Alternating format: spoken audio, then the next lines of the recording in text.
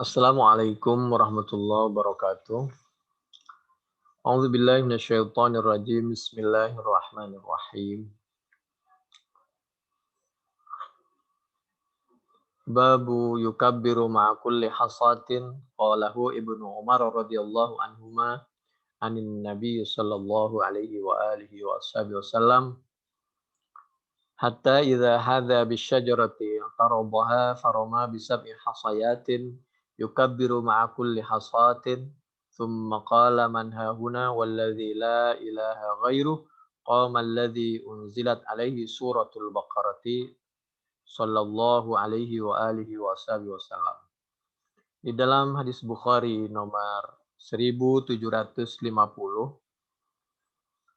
waktu itu Nabi waktu haji wada itu, waktu di Jamarot, tempat melempar jumroh, beliau ini di satu tempat itu, misal Aqobah atau Ula Wusta Aqobah. Kalau khusus Aqobah itu biasanya, dan itu hanya dilaksanakan ketika pertama kita datang dari Musdalifah, waktu Yaumun Nahar itu. Jadi Nabi itu di Aqobah kan kita melempar 7 batu. Maka 7 batu itu oleh Nabi tidak dilemparkan sekaligus. Tapi satu melempar, lalu Allahu Akbar, begitu. Nanti melempar lagi, lalu Nabi mengucapkan dan membaca Allahu Akbar. Faroma bisab'i hasayatin, maka melempar siapa Nabi dengan 7 beberapa batu kecil. Yukabbiru, membaca takbir siapa Nabi, ma'kulli hasatin, di setiap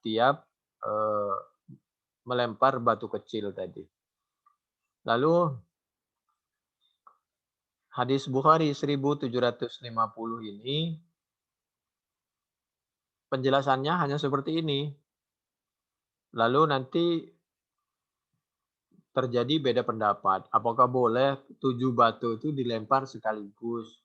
Apa harus satu-satu? Jadi dua-duanya boleh pada dasarnya. Karena hadisnya ini tidak menjelaskan, tidak membatasi harus dilempar satu-satu atau 7 kali sekaligus. Sebenarnya sih boleh-boleh saja, apalagi dilakukan karena tidak tahu atau karena darurah. Misal terlalu padat, keselamatannya. Tapi kalau tidak darurah, maka lebih baik satu-satu.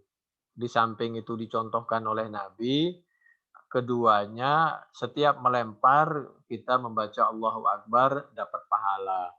Di samping bacaannya, di samping ketertibannya, di samping juga mengikuti sunnah, di samping juga doanya, kehusuannya, dan lain sebagainya. Jadi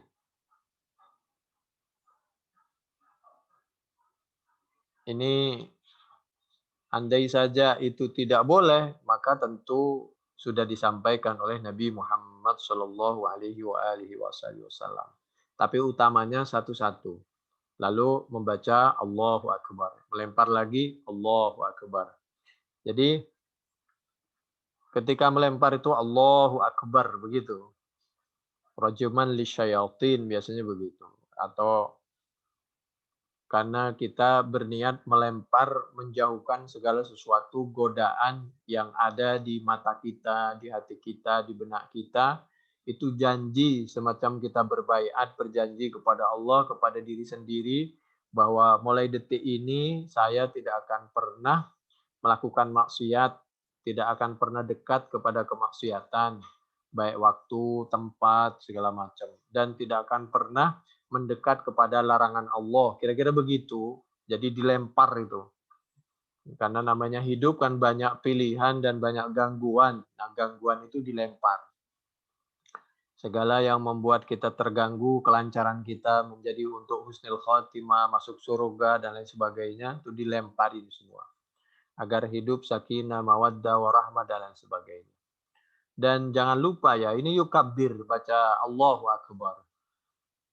Ada orang yang berpendapat, oh, baca takbir itu mah di masjid, bukan di jalanan. Nah ini Nabi baca takbir Allahu Akbar di jalanan. Jadi baca takbir mah di mana saja yang dibaca Allahu Akbar. Apalagi kalau lebaran, termasuk di pasar, di jalan, semuanya baca takbir. Jangan sampai kebencian kita kepada orang yang berbeda pendapat dengan kita, sehingga kebaikan yang dilakukan oleh orang lain, lalu kita salah-salahin. Orang pakai jubah dibenci, orang mengucapkan kalimat takbir dibenci. Mohon maaf ya, kalau boleh kami menyampaikan. Ada organisasi. Organisasi ini ya mungkin berdasarkan Al-Quran juga ya. Wala tajassasu. Jadi jangan mencari-cari kekurangan orang. Biasanya berangkat dari pelajaran tasawuf. Tidak salah, cuma mesti proporsional. Jadi kalau bahasa kita itu, ya sudahlah biarin orang lain melakukan maksiat. Ya sudahlah oknum pejabat melakukan maksiat. Sudahlah biarin. Jangan terlalu keras kita. Jadi ya begitu. Biarin, biarin, biarin. Lama-lama agama, harga diri kita diinjek-injek, ya udahlah biarin aja gitu kan. Kita tawakal, kita harapkan dia nanti tobat, kita harapkan anak cucunya masuk Islam dan lain sebagainya. Biarin terus. Tapi ada lagi organisasi yang lain itu jeli dan tegas. Karena juga berdasarkan Al-Quran. Karena umat Islam itu harus amar ma'ruf nahi mungkar. Jadi dua-duanya ini sebenarnya bagus. Kalau rukun, jadi yang satu ada yang sepertinya lembut, meskipun harus proporsional itu. Islam wasati, Islam rahmatan lil alamin itu bukan setiap masalah udah biarin saja karena Allah itu Maha Rahman, Maha Rahim. Jangan lupa Allah itu memang Maha Rahman, Maha Rahim. Tapi Allah juga Al-Jabbar, Al-Qahhar, Al-Aziz, Allah Maha Kuat, Allah Maha Bijaksana, Allah punya kekuasaan, Allah bisa saja memberikan keputusan yang betul-betul antara hidup dan mati. Kalau cuma Ar-Rahman, Ar-Rahim, biarin aja orang, nggak usah diadakan yang mati. Kan Tuhan itu Maha kasih sayang. Ngapain manusia ada yang wafat? Nggak usah diwafatin semua manusia. Dari zaman Nabi Adam sampai sekarang. Kan Tuhan Maha Rahman, Maha Rahim. Padahal dia udah yang orangnya itu udah sakit luar biasa. Kalau nggak diwafatkan oleh Allah malah menjadi.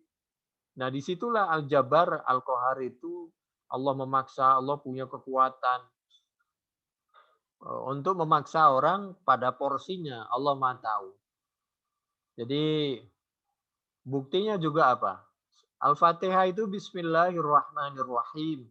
Memang Allah Rahman dan Rahim, tapi jangan lupa di Fatihah juga itu Maliki Yaumiddin. Allah maha tegas hukumnya. Kalau ada kemaksiatan ya ditindak tegas oleh aparatur negara. Bukan ya sudahlah biarin aja. Karena Allah Maha Rahman dan Rahim. Jangan lupa di Al-Fatihah juga ada ghairil maudhub, ada waladhdallin. Jangan kamu dekat-dekat dengan cara berpikirnya orang Yahudi, juga waladhdallin. Jangan kamu dekat-dekat mengikuti ajakan-ajakan dari Nasara. Kok bisa orang sekarang merasa lebih pintar, lebih benar, lebih lembut dari Allah? Itu. Jadi tidak bermaksud menyalahkan. Ada kalanya Quran itu ditafsiri dari tasawuf, dari hadis saja, atau dari segi sudut mana. Jadi kalau bisa, Al-Quran itu ditafsiri dari berbagai macam. Lalu proporsional gitu. Jangan sampai dari satu sisi, apalagi kalau ceramah dan pengajian fatwa kita dipakai untuk kepentingan suatu kelompok, suatu golongan, apalagi kalau untuk mendolimi barang haram biarin saja, ini mendolimi ini biarin saja, kita husnudon saja, kita positif, la haula wala quwata illa. Kita kasih waktu, akhirnya karena dikasih waktu terus, dikasih kesempatan sedikit longgar, lari kabur dia, jatuh kepada kemaksiatan, saat berlumur kemaksiatan itulah wassalam. Tugas kita ya sesuai kemampuan kita. Bertahap-bertahap kita arahkan kepada sesuatu yang diridhoi oleh Allah menurut kemampuan kita. Jadi baca takbir di mana aja boleh. Itu kan karena ada tadi suatu organisasi yang benci kepada organisasi yang lain yang suka bertakbir. Padahal organisasi semuanya itu bagus dan bermanfaat. Ada yang satu merasa lembut, biarin aja. Kalau ada kemaksiatan, kalau ada kezaliman, kalau ada pejabat yang berkhianat, yang satu harus ditegakkan hukum, amar ma'ruf nahi mungkar, yang satu menyampaikan kebenaran apa adanya, takbir dimanapun. Sebenarnya bagus itu, kalau saling membanggakan. Sayangnya, ya begitulah. Yang oknum pejabat, mereka berkhianat, kepingin mendapatkan pembenaran, bukan kebenaran, pembenaran, lalu mencarilah kira-kira orang, entah itu dianggap ngerti atau enggak ngerti masalah agama, pokoknya ya dikasihlah dalil-dalil pembenaran gitu kan, sehingga dapat dukungan, baik dukungan politik maupun dukungan dalil gitu kan. Yang merasa orang pinter ini, yang dianggap ngerti agama, itu juga karena dengan demikian lumayanlah, di samping dapat uang, dapat jabatan, dapat sanjungan, meskipun ya sebentar, apa 1 periode, atau 2 periode, atau setahun, 2 tahun. Ya itulah seninya hidup. Mudah-mudahan kita menjadi orang yang diridhoi oleh Allah Subhanahu wa taala. Allah Subhanahu wa taala menyampaikan innama yuwaffas sabiruna ajrahum bighairi hisab. Orang akan dipenuhi yuwaffa as-sabirun, siapa orang-orang yang sabar, ajrohum, Allah akan memberikan kepada upahnya mereka bighairi hisab, tanpa terhitung. Jadi orang yang sabar itu adalah orang yang bisa betul-betul melaksanakan kebenaran, kebaikan dengan berbagai seninya, amar ma'ruf nahi mungkar dilaksanakan, dan penuh dengan usaha, doa, dan ketawakalan, maka itulah yang dinamakan as-sabirun. Bukan as-sabirun itu orang yang menyerah dengan keadaan, udah nggak mau berdoa, nggak mau berusaha, membiarkan kezaliman, berpihak kepada kezaliman, dan lain sebagainya. Bukan itu yang dimaksud sabar. Sabar itu seperti Nabi Ismail. Nabi Ismail itu dipanggil dengan istilah Halim. Nah, gulamin Halim. Halim itu adalah lam yu'aqib ahadan qattu illa fillah. Jadi memang satu sisi selalu memaafkan dosa-dosa, merasa beliau juga bisa menahan diri dari setiap gangguan, wa yasbiru 'alal adza. Kalau sebelumnya alladzi yasfahu 'anil dzunub wa yasbiru 'alal adza, tapi di sisi yang lain Al-Halim Nabi Ismail itu memang tidak pernah bertindak tegas menyakiti orang, kecuali lam yu'aqib ahadan qattu illa kecuali fillah, yang berhubungan dengan hukum-hukum Allah. Kalau Al-Qur'an dan As-Sunnah sudah dijauhi, maka kalau bertentangan dengan Al-Quran dan As-Sunnah, kemaksiatan sudah dilakukan, pengkhianatan sudah menjadi kebiasaan, maka Nabi Ismail adalah seperti nabi-nabi yang lain. Tidak mungkin membiarkan suatu kemaksiatan, apalagi berpihak kepada kemaksiatan. Lam yu'aqib ahadan qattu illa fillah. Walam yantasir, yang tenang itu kalau yang disakiti itu hanya berhubungan dengan dirinya. Walam yantasir li ahadin illa lillah. Itu tafsir Al-Qurtubi juz 8 halaman 252 di sebelah kanan 3 baris dari atas itu. Allah akan memberikan pahala bagi orang yang sabar itu tanpa terbatas, tidak bisa terhitung balasannya, pahalanya, bighairi hisab. Itu Al-Quran surah Ar-Rum ya. Berikutnya, kalau tadi kita membahas kembali lagi ke materi Bukhari 1750, yukabbiru ma'a kulli hasad, Waqad qala sallallahu alaihi wasallam khudhu anni manasikakum wa khalafa fi dzalika Atha wa sahibuhu Abu Hanifah faqala law rama sab'a daf'atan wahida ajza'ahu. Jadi ulama dulu itu sangat betul-betul berusaha merukunkan dan memudahkan kepada setiap individu, setiap masyarakat. Mau dilempar, setiap satu lemparan membaca Allahu Akbar itu bagus. Dan itu sunnah. Tapi kalau ternyata darurah atau karena apa, atau karena tidak tahu, atau dan lain sebagainya, lalu ternyata 7 langsung dilempar sekaligus, ya nggak ada masalah. Maksudnya sah-sah saja. Itu Fathul Bari juz 3 halaman 742 di sebelah kanan 4 baris dari bawah. Dan dianjurkan juga baca doa Allahumma ja'alhu hajjam mabrura. Allahumma ja'alhu hajjam mabrura wa dzamban maghfura. Mudah-mudahan hajinya dimabrurkan, diterima. Haji itu menjadi nilai tambah kebaikan bagi mereka dari Allah Subhanahu wa taala, sehingga setelah haji mereka sudah tidak mendekat lagi kepada semua yang tidak disukai oleh Allah Subhanahu wa taala. Wa dzambam maghfura, apabila punya kekurangan mudah-mudahan dimaafkan oleh Allah Subhanahu wa taala, dan berbagai doa. Itu di sebelah kanan paling bawah 742. Lalu berikutnya di Bukhari 1751, menurut sahabat Abdullah bin Umar radhiyallahu anhuma annahu kana yarmi al-jamrah annahu kana yarmil jamratad dunya bi sab'i hasayatin yukabbiru ala isri kulli hasad thumma yataqaddam hatta yushal fayaqumu mustaqbilal qiblah fayaqumu tawilan. Kalau besoknya itu kan di tempat ula, wusta itu kan, orang suka menyebut Jumratul Ula, Jumratul Wusta, Jumratul Aqabah.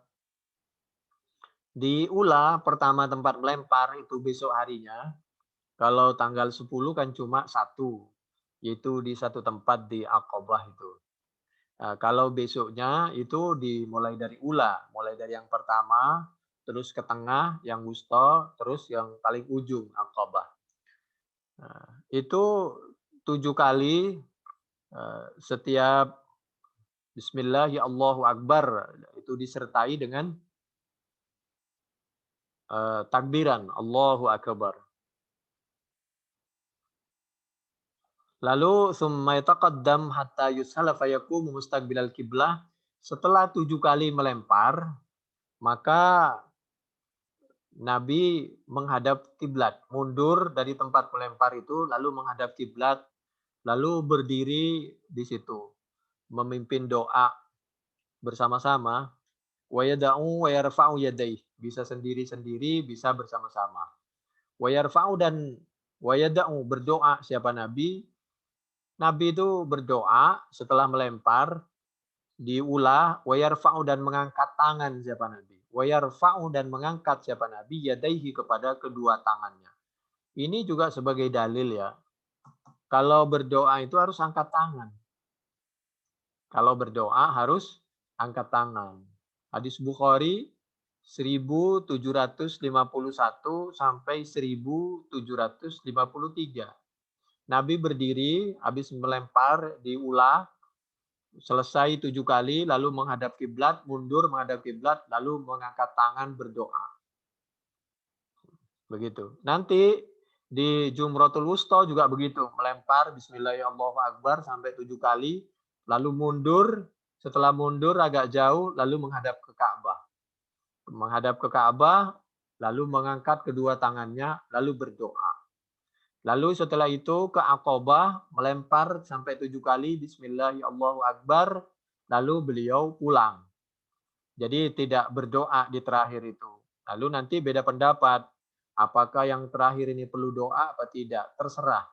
Jadi mau doa boleh, nggak doa juga boleh karena yang terakhir itu Nabi nggak doa. Bukan berarti tidak boleh berdoa karena kita itu dianjurkan 24 jam berdoa.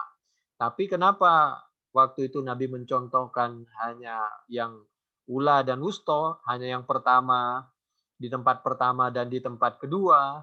Karena ini merupakan suatu proses pekerjaan, usaha melempar. Nah, yang terakhir supaya mempermudah umat, maka Nabi langsung pulang begitu. Ini satu sisi ya, sudah selesai, ya, jadi Nabi tidak berdoa waktu itu. Jadi boleh tidak berdoa karena Nabi mencontohkan. Kalau berdoa, ya nggak ada masalah. Ya, namanya juga doa itu kan menunjukkan bahwa kita betul-betul butuh dan memohon kepada Allah. 24 jam kalau bisa kita berdoa. Boleh berdiri, boleh angkat tangan, boleh sambil berjalan, boleh sampai di tempat dan sebagainya. Thumma yarmi al-wusta, thumma ya'khudhu dhata shimal fayastahillu wa yaqumu mustaqbilal qiblah. Fayaqumu tawilan wa yad'u wa yarfa' yadayhi wa yaqumu tawilan thumma yarmi jamratal aqabah jamrat dhatil aqabah min batnil wadi wa la yaqifu 'indaha thumma yansarifu fayaqulu hakadha ra'aitun nabiyya sallallahu alaihi wasallam yaf'aluhu. Itu Bukhari 1751. Demikian juga yang 1752.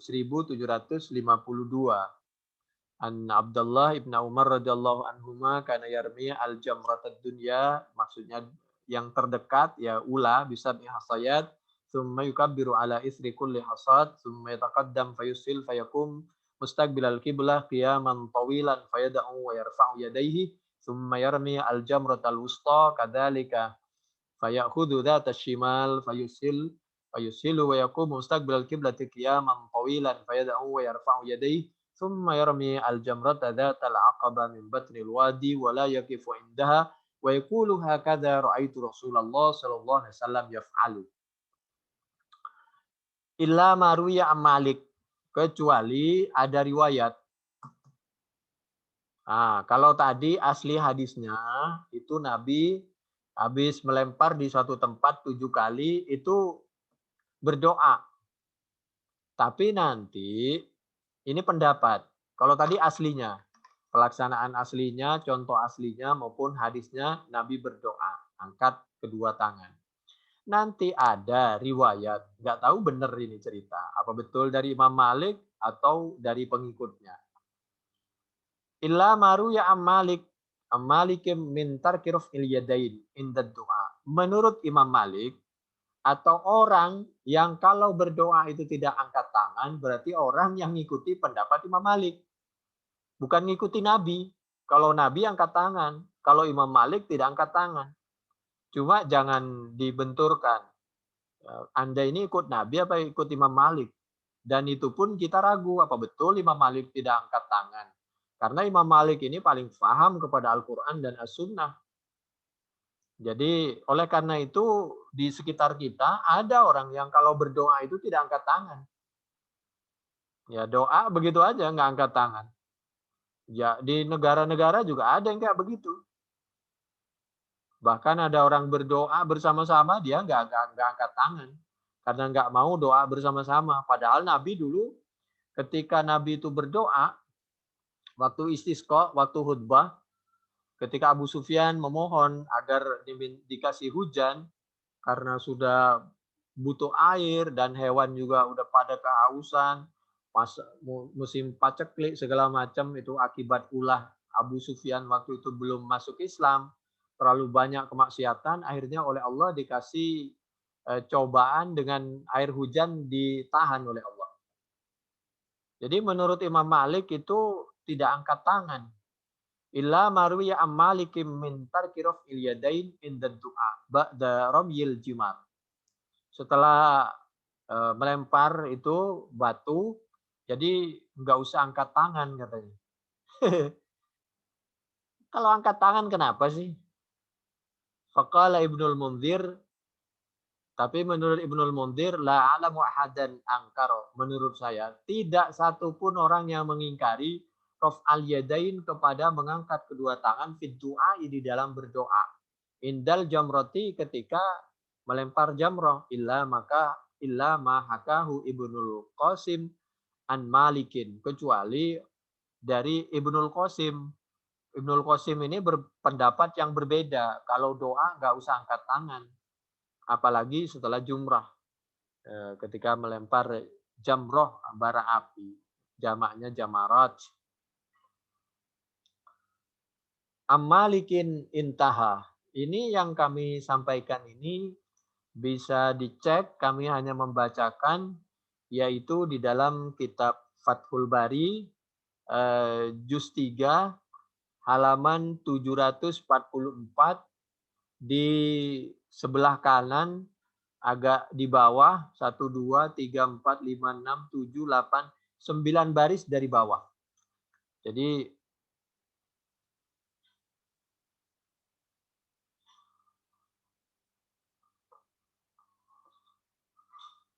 itu pendapat ya. Ya pendapat kami sampaikan, terserah mau ikut yang mana tanpa harus menyalahkan. Karena saat-saat seperti sekarang keterbukaan tidak penting kita menyalahkan siapa, lebih baik kita hanya menyampaikan ayatnya, as-sunnahnya, kalau kitab apa, halaman berapa, bacaannya seperti apa, pemahamannya seperti apa, kita hanya menyampaikan. Mungkin di luar ada pemahaman yang lain atau ada ustadz yang lain yang lebih paham, kita membuka diri, tidak menutup ijtihad dan pendapat orang lain. Apalagi sama-sama berdasarkan Al-Quran dan As-Sunnah. Di Bukhari 1753 sama aja. Anna Rasulullah sallallahu alaihi wasallam kana idza rama al-jamra allati tali masjid Mina yarmiha bisami hasayat yukabbiru kullama rama bihasad thumma taqaddam amamaha fawaqafa mustaqbilal qiblati rafi'ay yadayhi yad'u wa kana yutilu al-wuquf thumma ya'ti al-jamrata tsaniyata fayarmiha bisami hasayatin yukabbiru kullama rama bihasatin thumma yanhadiru dhatal yasar mimma yali al-wadiyah fayakifu mustaqbilal qiblati rafi'an yadayhi yad'u.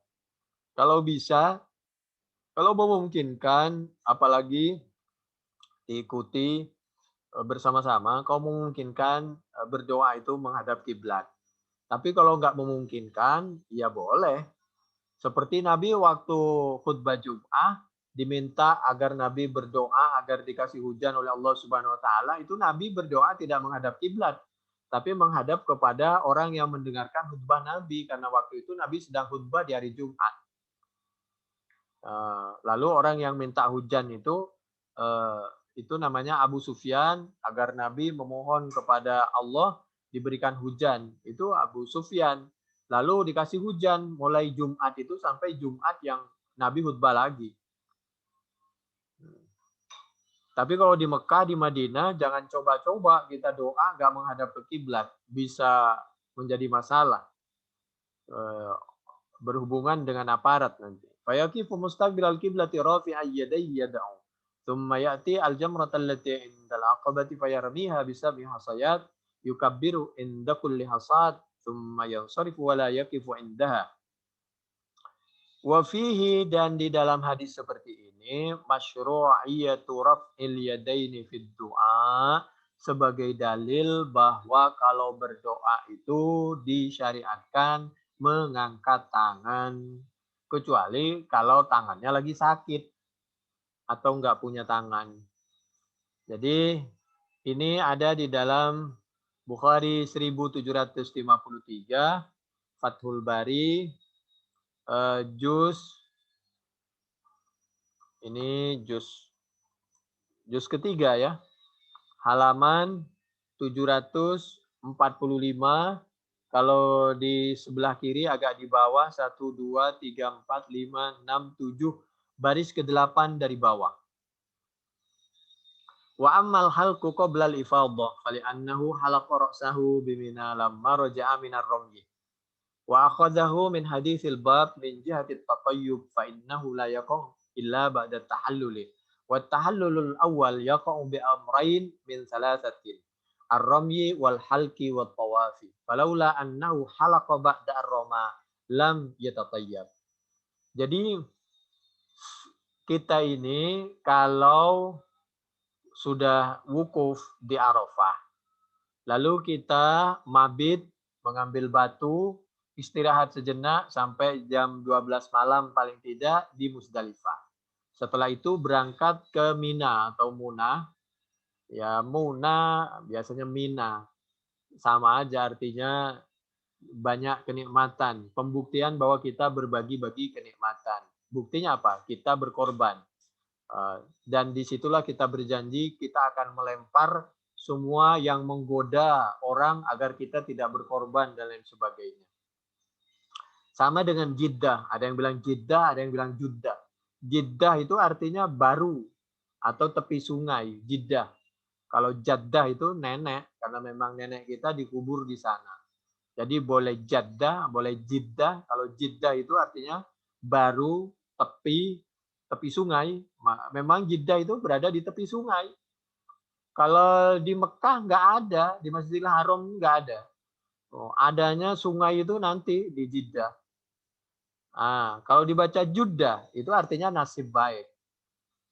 Kalau Jaddah itu nenek, kalau Jeddah itu tepi sungai, ya bukan sungai kecil, tepi laut. Atau baru artinya kalau Jeddah, kalau Judah itu nasib baik. Mana yang benar silahkanlah, sama-sama benar. Yang penting tidak boleh merasa paling benar. Nah, setelah kita tawaf, setelah kita wukuf di Arafah, lalu kita ke Musdalifah untuk semakin mendekat ke Masjidil Haram. Di sanalah kita mabit atau menginap atau istirahat sebentar sampai jam 12 malam, dan di sanalah kita kalau memungkinkan ambil batu untuk dibawa ke Mina. Setelah itu kita ke Mina, setelah jam 12 malam kita ke Mina. Bisa kalau nggak padat sih bisa sampai sebelum subuh bisa, atau setelah subuh kita berangkat ke Mina untuk melempar itu. Lalu setelah kita melempar di Aqobah 7 kali lemparan, maka kita tahallul, boleh tahallul awal. Tahallul awal itu berarti gunting rambut. Gunting rambut atau cukur, boleh digundul kalau laki-laki, kalau perempuan hanya dipotong aja, dirapikan. Untuk menunjukkan semua kotoran-kotoran yang ada di sekitar tubuh kita itu harus dibersihkan. Nah, setelah itu boleh kita ganti baju, tidak pakaian ihram. Tapi belum boleh dekat dengan suami atau dekat dengan istri dalam pengertian berhubungan suami istri. Karena telah melakukan 2, yaitu sebenarnya 3, tapi 2 saja dilakukan itu sudah bisa tahallul. Wa tahallulul awal yaqa'u bi amrayni min salasatin. Bisa melempar karena kita udah melempar, wal halki, maka kalau sudah melempar dan sudah tahallul, sudah dipotong rambutnya, itu namanya tahallul awal. Atau belum melempar tapi dari Musdalifah tidak ke Mina kita. Jadi kami ulangi, dari Arafah ada yang ke Musdalifah, ada yang ke Mina. Lalu ada yang dari Arafah lalu ke Musdalifah, lalu dia ke Masjidil Haram, ke Ka'bah, tawaf. Tawaf. Setelah tawaf, maka nanti ke Mina. Kalau malam harus ada di sana, di Mina. Menginap di Mina. Maka salah satu yang kita lakukan, maka kalau kita udah tawaf, namanya tawaf ifadhah itu, dari Musdalifah lalu kita ke Mekah, ke Masjidil Haram untuk tawaf. Setelah kita tawaf ifadhah, maka langsung kita melempar, berarti 2 kali.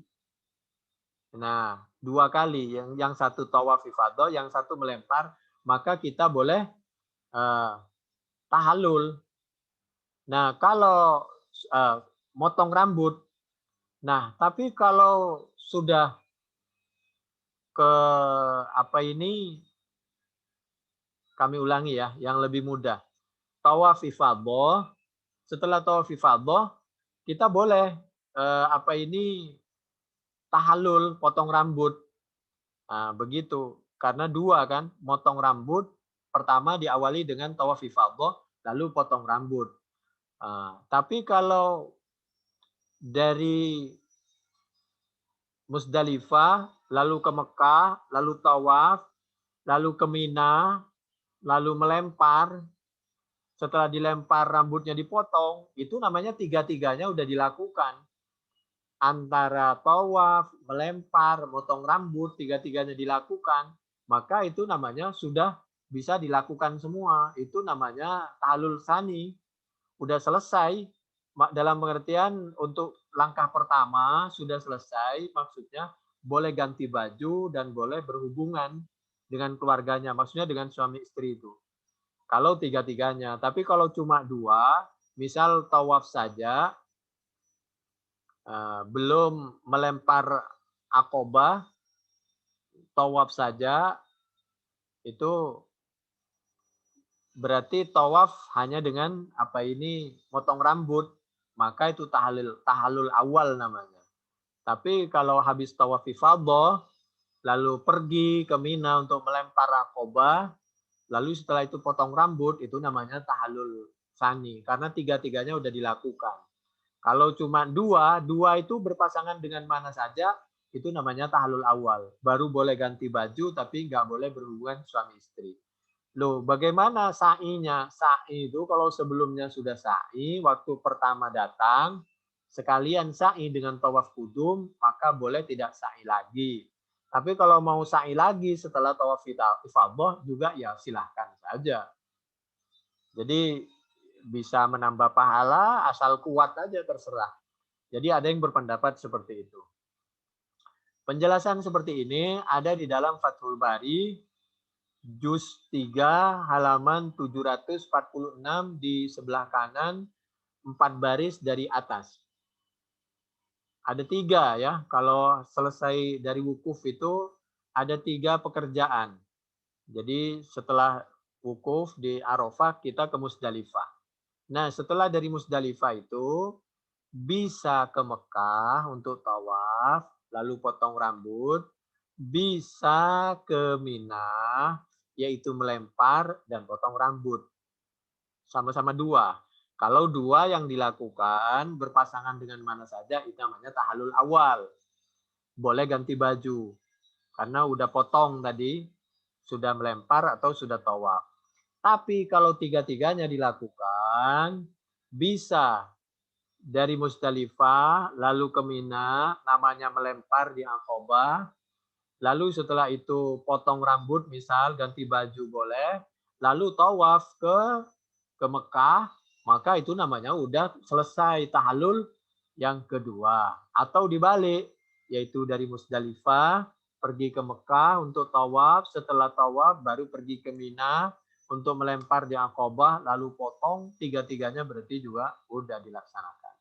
Berikutnya, yang terakhir yaitu Bukhari 1755 dan 1756. Menurut sahabat Ibnu Abbas radhiyallahu anhuma qala umiran nasu ayyakuna akhiru ahdihim bil baiti.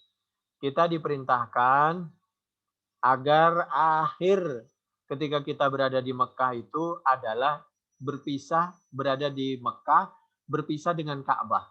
Itu yang terakhir. Jadi supaya akhir perjalanan kita itu akhir perbuatan, akhir yang kita lihat adalah kita di Ka'bah. Salat, tawaf wada, berdoa, ulang. Jadi umat Islam itu akhir dari kita mau tidur, setiap akhir mengawali perbuatan salat subuh. Mengakhiri perbuatan dengan salat isya. Hidup juga begitu. Ketika kita akhir dari kehidupan kita setelah kita sholat di masjid. Jangan jauh-jauh dari masjid. Kira-kira begitulah. Illa annahu khuffifa anil haid. Tapi kalau tawaf wada itu untuk perempuan yang haid, nggak masalah nggak tawaf wada. Tapi kalau laki-laki harus tawaf wada. Itu Bukhari 1755. Annan Nabiy sallallahu alaihi wasallam shalla adz-dzuhra wal 'ashra wal maghrib wal isya tsumma raqada raqdatan bil muhassabi tsumma raqiba ilal baiti fatafa bihi. Ini penjelasan di Fathul Bari juz 3 halaman 741 sebelah kiri sampai 744 kiri lagi.